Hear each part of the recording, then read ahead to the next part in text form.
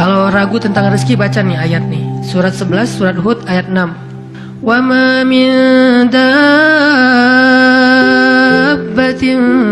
fil ardi illa 'ala Allahi rizquha wa ya'lamu mustaqarraha wa mustawda'aha kullun fi kitabim mubin. Tidak ada satu hewan melata pun di muka bumi kecuali Allah menjamin rezekinya. Ini amalan hati nih. Ini ayat untuk menguatkan hati kita, bukan menguatkan fisik. Tapi biasanya hati kalau udah kuat, fisik ke bawah. Kan kata Nabi, kalau hatinya baik, yang lain ikut baik. Kalau hatinya buruk, yang lain ikut buruk. Jadi kalau hatinya udah give up, pasti fisiknya jadi lemah. Kalau hatinya tough dan masih punya belief ke Allah, masih punya harapan, maka fisiknya juga akan kuat. Wa ma min dabbatin fil ardi illa 'ala Allahi rizquha wa ya'lamu mustaqarraha wa mustawda'aha. Allah tahu di mana rezeki kita disimpan. Allah tahu kemana kita akan membelanjakan rezeki itu. Semuanya tertulis di dalam kitab yang jelas. Allah yang tahu. Allah yang menjamin. Gak ada yang gak dijamin rezekinya. Makanya saya pernah cerita tuh dulu di mall sebelah. Saya sama istri habis kajian di sini atau sebelum kajian di sini, sebelum maghrib sempat mau belanja dulu, belanja di supermarketnya di bawah, lantai bawah. Dari lobi kita mau ke bawah itu cari eskalator kan ya, belok kanan cari eskalator. Ternyata salah ngambil jalan. Kita habis belok kanan langsung belok kiri. Harusnya kalau belok kanan lagi sekali lagi langsung eskalator turun tuh. Pas karena kita belok kiri, akhirnya kita muter. Gara-gara muter, ngelewatlah sebuah stand baju kaos yang lagi diskon. Wih, diskon 50%. Akhirnya saya sama istri masuk. Ternyata lucu-lucu juga buat anak gitu. Alhamdulillah akhirnya kita beli 2 helai. Baru setelah itu kita jalan lagi, cuma beberapa meter, masuk eskalator turun. Siapa yang telah menggerakkan kaki saya sampai salah jalan? Sehingga saya harus muter. Dan akhirnya masuk ke stand itu. Alallahi rizquha. Allah yang menjamin rezeki. Kayak gitu cara Allah menskenariokan. Kalau saya ngambil jalan kanan, mungkin saya nggak akan masuk ke toko itu. Berhubung saya ngambil jalan kiri, akhirnya muter, masuklah ke toko itu. Allah punya banyak cara. Kenapa kita khawatir dengan stand orang lain yang mungkin lebih dekat ke pintu, lebih dekat kepada stage yang di tengah kalau bikin event segala macam? Kenapa? Kita udah ikhtiar, dapatnya cuma ini. Kayak lagi ada event, kayak festival gitu, kayak ada bazar. Kita punya banyak stand. Stand kuliner kita paling pojok, dekat toilet. Stand kuliner teman-teman kita tuh paling depan. Dan di situ stage banyak acara tausiah segala macam. Oh, kayaknya di situ lebih laku. Belum tentu juga. Bisa jadi pada waktu itu banyak orang yang sakit perut atau apa, akhirnya ya lewat. Aduh, ini kayak seru juga nih di sini nih, makan di sini, nggak usah jauh-jauh sambil nunggu makan. Allah yang punya cara. Saya kan pernah cerita kesasar sampai ke Cirebon. Kenapa kesasar? Ada suatu hari Minggu, kayak lagu. Satu hari Minggu, ada satu hari Minggu nih. Bingung, kita pengen keluar sama keluarga, sama anak-anak. Kita keluar yuk. Saya bilang ke anak-anak, hayo, kata anak-anak. Kemana? Ke Kota Baru aja. Di situ kan ada jam matahari tuh. Kita lihat jam matahari. Hayo, naik mobil, masuk tol nih. Pas sudah masuk tol Pasteur, berubah pikiran. Terlalu dekat, nggak berasa liburan ya?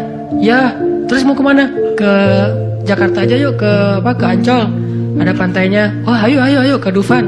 Jalan, akhirnya nggak jadi belok pada larang, lurus. Niatnya ke Ancol. Sebelum Cikampek, berubah lagi pikiran. Ancol mah pantainya gitu-gitu aja ya, udah pernah ya. Terus gimana dong, cari pantai baru deh yang di daerah Indramayu, Cirebon gitu. Siapa tahu ada yang lebih bagus, yang masih virgin. Boleh, keluarlah Cikampek. Waktu itu belum ada tol Cipali ya. Keluar Cikampek, akhirnya nyisir Subang, Indramayu, nggak dapat pantai yang kita nyaman nih. Berhenti sebentar, oh nggak nyaman, ini banyak sampah. Akhirnya jalan lagi sampai dari pagi keluar, asar makan empal gentong di Cirebon. Siapa yang mendatangkan saya ke warung empal gentong itu? Pas kita masuk, orangnya bahagia banget gitu. Kelihatan kalau dari pagi itu belum ada yang datang, belum ada pelanggan, sepi warungnya. Karena tempat parkirnya agak nyaman, langsung parkir di situ, makan empal gentong, dan ternyata enak, kita bungkus. Orangnya tuh, alhamdulillah nih datang dari pagi belum ada yang datang, senang gitu. Dan saya bilang, Pak, tahu nggak saya dari mana? Dari mana? Dari Bandung. Mau kemana emang? Nggak kemana-mana. Muter. Jadi kita cuman dari Bandung cuma pengen makan empal gentong di Cirebon ujung-ujungnya. Pulang sampai ke Bandung jam 10 malam, macet lagi tuh di Sumedang karena ada perbaikan jalan. Cuman pengen makan empal gentong, ngasih rezeki ke orang di Cirebon. Kayak gitu banget tuh caranya tuh, coba lihat cara Allah.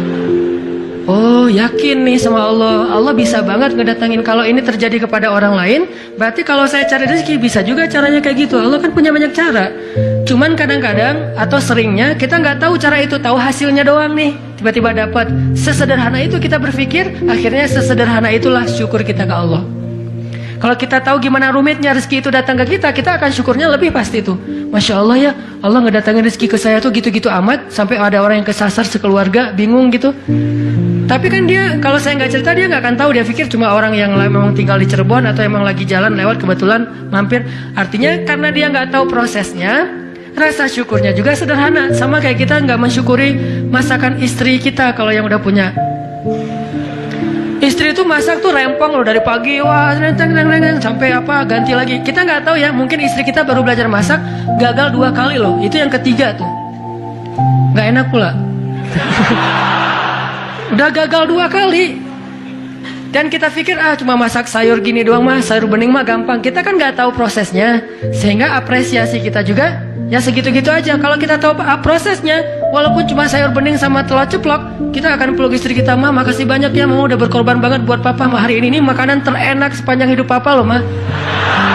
Kenapa ngomong gitu? Karena tahu prosesnya. Gitu juga kita ke Allah. Karena kita nggak tahu proses rezeki itu Allah setting sampai datang ke kantong kita. Kita kayak ya alhamdulillah gitu doang. Tapi kalau kita tahu masya Allah ya Allah alhamdulillah atas semua nikmat yang kau berikan, puji-puji Allah. Artinya teman-teman, kalau galau tentang rezeki dari Allah, tentang pekerjaan, tentang kuliah segala macam, termasuk tentang jodoh, coba baca ayat 6. Semua Allah yang jamin. Ini bab hati ya, lagi-lagi bab hati. Ikhtiar mah jalan aja terus, tapi hati Allahi rizquha, Allah yang menjamin. Itu baru jadi tenang nih, mengingat Allah, tetap happy gimana-gimana juga. Dan ini ditaraddud, diulang-ulang.